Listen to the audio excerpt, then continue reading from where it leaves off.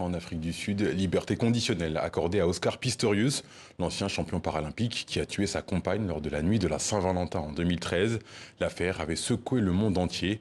À 37 ans, il sortira de sa prison à Pretoria le 5 janvier prochain. La correspondance de Gabriel Prometto. L'annonce est tombée sans surprise. Oscar Pistorius a obtenu la liberté conditionnelle 10 ans après le meurtre de sa compagne, la très populaire mannequin Reeva Steenkamp.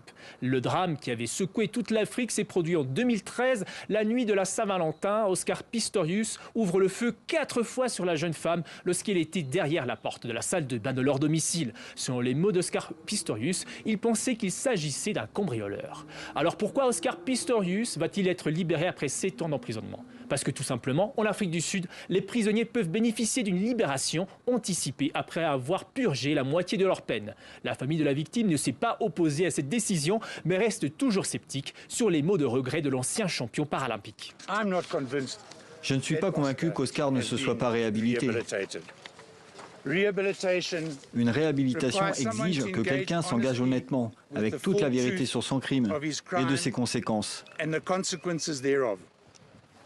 Personne ne peut prétendre avoir des remords s'il n'est pas capable de s'engager pleinement dans la vérité.